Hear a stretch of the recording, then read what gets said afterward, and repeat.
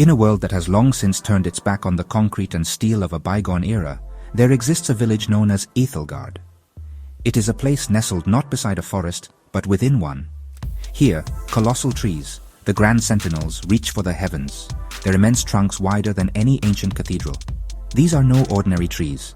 They have been gently guided by generations of bioengineers to become living architecture, a true sanctuary for humanity. The air in Ethelgard is tonic, crisp and pure, filtered by a million leaves that dance in the gentle breezes high above the forest floor. The sunlight that pierces the canopy dapples the ground in shifting patterns of gold, creating a serene and ever-changing mosaic of light and shadow. The homes of the villagers are not separate structures, but are integrated directly into the mighty sentinels. Carved with reverence and incredible skill, these dwellings follow the natural contours and grain of the living wood. Each home is a unique, spiraling space that winds its way up within the heart of a tree. The walls are the tree itself, warm to the touch and humming with a faint life-giving energy. Large crystalline windows grown from hardened sap allow the residents to gaze out upon the breathtaking vista of the forest canopy. Living inside a tree is a profound experience. It is a constant, gentle reminder of the deep and abiding connection that exists between the people and the forest they call home. To dwell in Ethelgard is to accept a pact of mutual respect. The villagers understand that they are guests within a living organism. Great care is taken to ensure that their presence does not harm their arboreal hosts. Waste is composted and returned to the forest floor as nutrient-rich soil, feeding the very roots that support their homes. Water is drawn from the tree's own transpiration process, collected as pure dew on vast web-like nets strung between the branches. It is a life of careful balance, where every action is considered for its impact on the delicate ecosystem. The health of the forest is paramount, for the villagers know that their own well-being is inextricably linked to the vitality of the trees that shelter them. The scale of this place is difficult to comprehend for an outsider. The forest floor is a distant world, a place of deep shade and quiet mystery. The true life of the village unfolds high in the canopy, 100 meters or more above the ground. Travel between the trees is not accomplished by sterile lifts or clanking machinery, but by a network of organic bridges.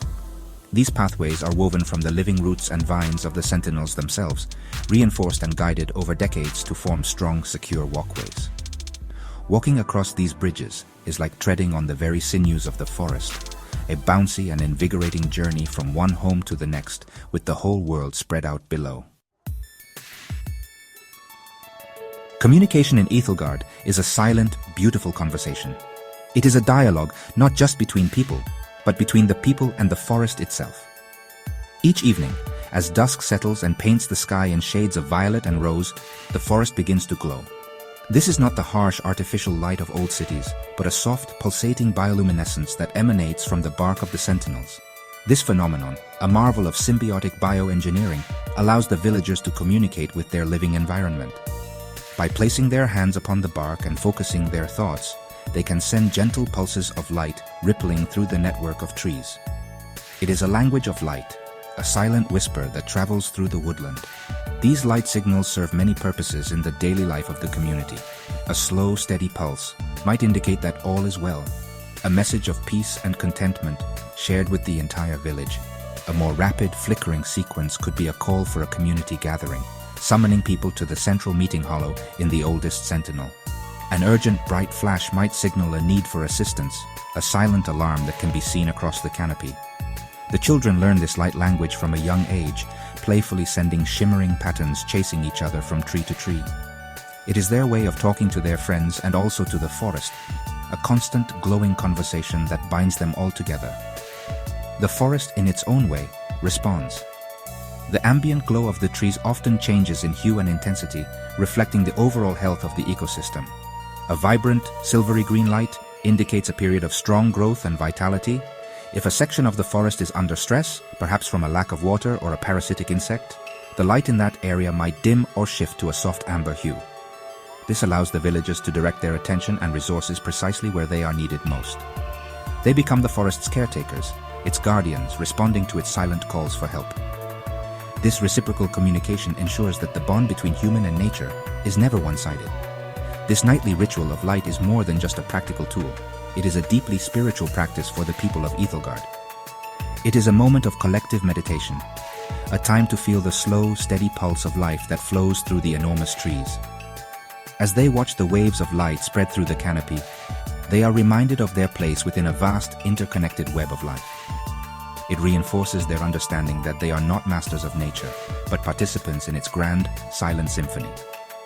The glowing forest is a testament to their philosophy, that true progress is found not in conquering nature, but in learning to listen to its whispers and speak its language. The Grand Sentinels are not only the villagers' homes and communication network, they are also their larder. The concept of a supermarket is utterly alien in Ethelgard. Instead, the trees themselves provide a diverse and abundant source of sustenance, cultivated through generations of careful grafting and nurturing. Specialized branches, known as larder boughs, are encouraged to grow on each tree home. These boughs produce a variety of edible delights. Some yield protein-rich nuts and seeds, while others bear succulent, vitamin-packed fruits that taste of sunshine and fresh air. There are even boughs that produce large, starchy tubers, directly from their bark, ready to be harvested and roasted. The daily task of gathering food is a calm and mindful activity. Villagers simply step out onto their balconies and harvest what they need for the day's meals. This system eliminates waste and ensures that everything is consumed at its peak freshness. Children learn to identify the different types of fruit and nuts, understanding the seasons of the forest by observing which boughs are ready for harvest. Water, as mentioned, is collected from the air, but the trees also provide a sweet, nutritious sap that can be tapped in a sustainable way. This sap is often enjoyed as a refreshing drink or boiled down to create a delicious, energy-rich syrup, a special treat for all. The forest's generosity extends beyond food. The leaves of certain trees can be woven into soft, durable cloth for clothing. The hardened sap that forms the windows can also be molded into bowls, cups, and other household utensils. Medicinal compounds are harvested from specific types of bark and fungi that grow in symbiosis with the sentinels, providing remedies for common ailments. The villagers of Ethelgard have learned to find everything they need within their environment, fostering a culture of profound self-sufficiency and ingenuity. They take only what is required, always ensuring the long-term health and productivity of their living providers. This relationship is one of true mutualism. The villagers do not simply take, they also give back. They act as the forest's gardeners, tending to the larder boughs with expert care. They prune away dead wood, which is then used to enrich the soil.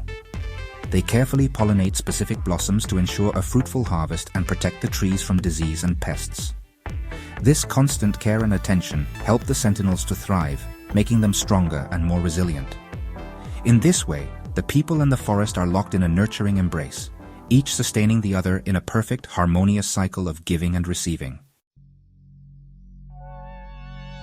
The way of life in Ethelgard offers a profound lesson for the future of humanity. It is a living demonstration that progress and technology do not have to be at odds with the natural world. Here, advanced biological knowledge has been used not to dominate nature, but to integrate with it more deeply.